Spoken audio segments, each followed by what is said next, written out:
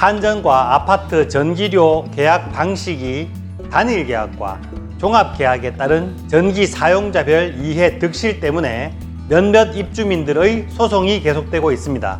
최근 2달 사이 각각 다른 대법원 판결이 나오면서 혼란이 가중되고 있습니다.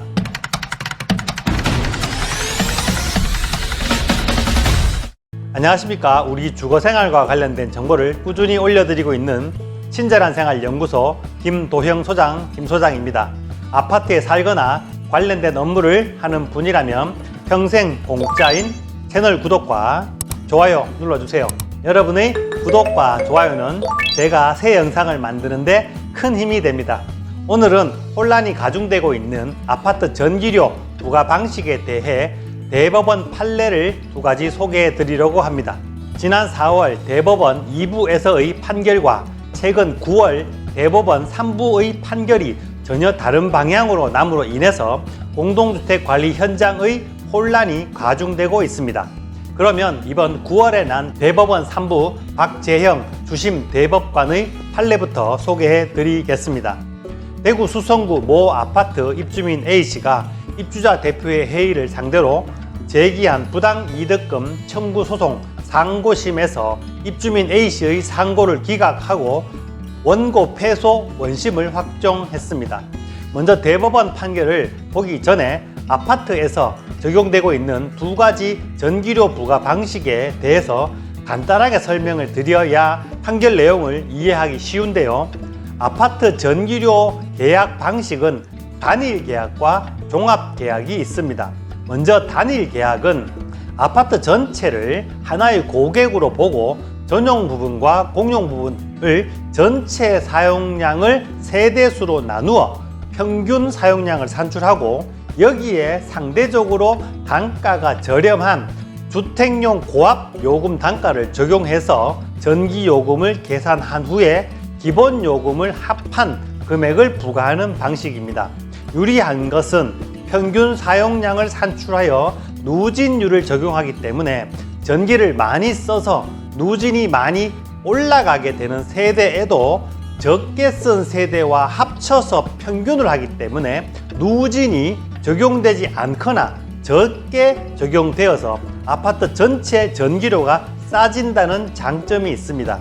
하지만 각 세대에 주택용 고압 요금을 적용하다 보면 전기요금 단가 자체가 단독주택보다 저렴해서 주민 공동 전기료가 많아 보인다는 단점이 있습니다. 즉, 전기료를 적게 쓰는 사람이 많이 쓰는 사람의 부담을 줄여주지만 정작 평형별 부과인 공동 전기료는 평당 같은 금액을 부과하기 때문에 드물지 않게 세대 전기료가 2만 원 나왔는데 공동 전기료가 2만 5천 원 나올 수도 있다는 것입니다. 이에 반해 종합계약은 아파트 세대수만큼의 고객이 있다고 생각하고 전용 부분 사용량은 일반 단독주택과 동일하게 주택용 저압요금의 단가를 적용하고 공용 부분 사용량은 일반용 고압요금 단가를 적용하여 합쳐서 부과하는 방식으로 아파트 전기료 총액으로 보면 단일보다 비쌀 수 있다는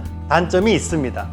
왜냐하면 세대 전기료 자체가 높은 단가로 계산이 되기 때문입니다. 방금 설명드린 내용을 표로 만들면 이렇게 됩니다.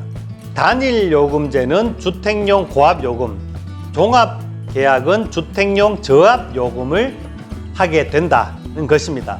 그래서 적지 않은 아파트에서 아파트 전체 금액에서 저렴한 단일 계약을 한 후에 부과를 할 때는 일반 주택과 같은 단가의 주택용 저압 금액으로 계산하여 부과하는 방식을 사용하는데 원고가 이런 부과 방식이 잘못되었다는 지적을 한 것입니다.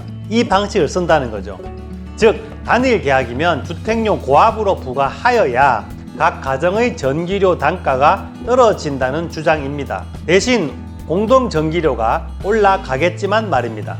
내용을 살펴보면 9월 대구 수성구의 한 아파트는 2007년 종합계약에서 단일계약으로 변경해 한전과 전기사용계약을 체결하고 입주민의 전용 부분 전기료를 주택용 저압 요금으로 부과하기 시작했습니다. 이렇게.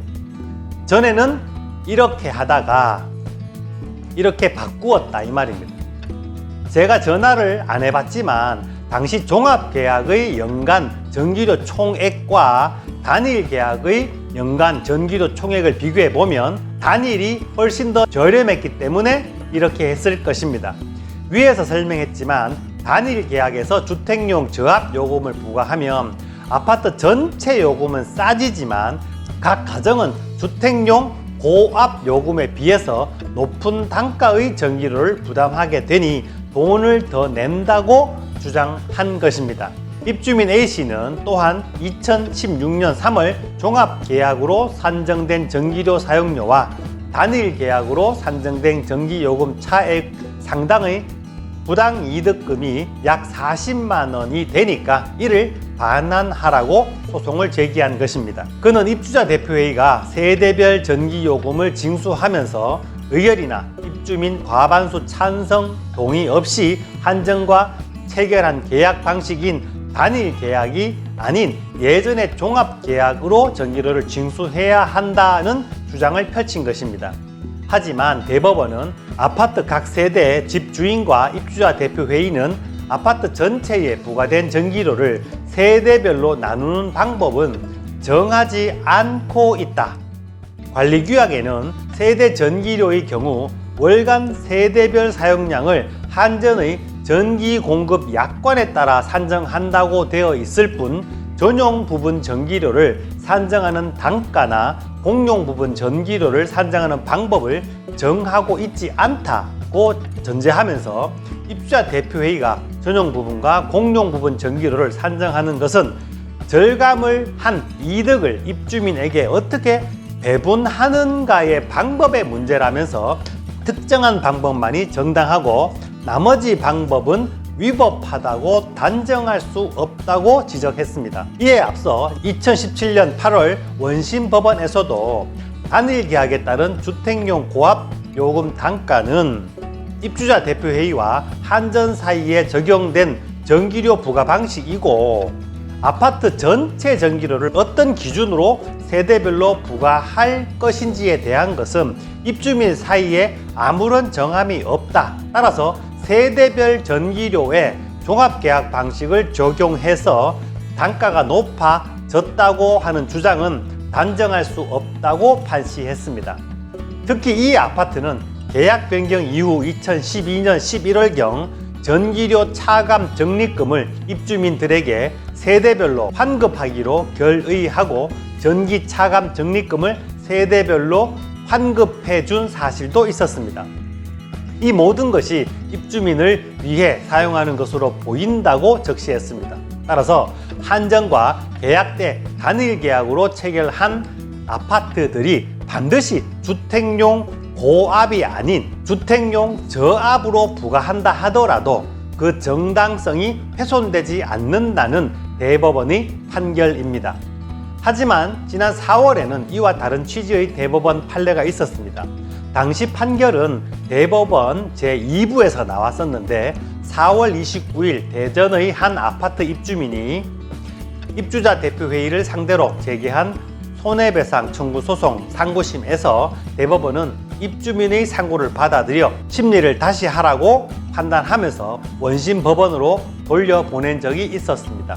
당시 대법원은 이 아파트는 전용 부분 전기 사용량에 주택용 종합전기요금을 적용해 세대별 부과액을 과다 징수한 후 잉여금을 다른 공용 부분 전기 사용량에 대한 납부 대행으로 사용했다며 입주민은 관리규약에 따른 정당한 부담액을 초과해 부담할 필요가 없다고 봤습니다.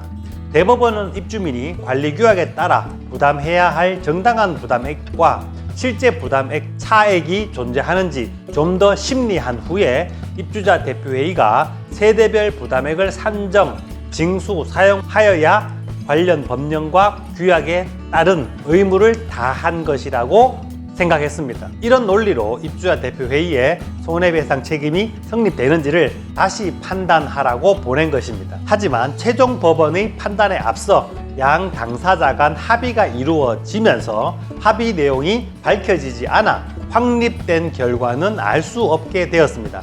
따라서 최근 대구 수성구에서 난 판결이 아파트에서 한전과 전기료 부과 방식을 단일 계약으로 체결하더라도 세대별 전기료를 부과하면서 주택용 고압이 아닌 주택용 저압 요금으로 산정한다 하더라도 그 자체만으로 부당하다고 할 수 없다는 판결이 두드러져 보이게 되었습니다.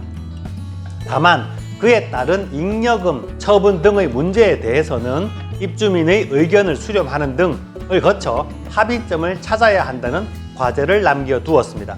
제가 말씀드리고 싶은 것은 1년에 한 번씩 한전 홈페이지에서 우리 아파트가 종합계약을 하는 것이 더 저렴한지 단일 계약을 하는 것이 더 저렴한지를 확인하고 이를 대표회의에 보고하는 과정을 관리 주체는 당연히 해야만 합니다.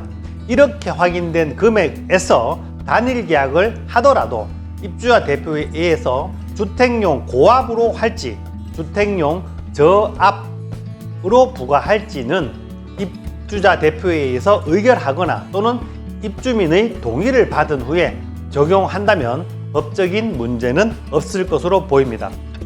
오늘은 여기까지 하겠습니다. 친절한 생활 연구소에서는 공동주택에 사는 수많은 선량한 입주민을 위해 필요한 정보를 지속적으로 제공하고 있습니다. 아래에 구독과 구독 옆에 있는 종 모양을 클릭하셔서 전체를 설정해 놓으시면 영상 올라올 때마다 쉽게 확인할 수 있습니다.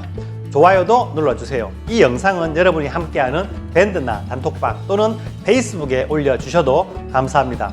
지금까지 친절한 생활 연구소 김도형 소장, 김 소장이었습니다. 그럼 다음 영상에서 만나요. 감사합니다.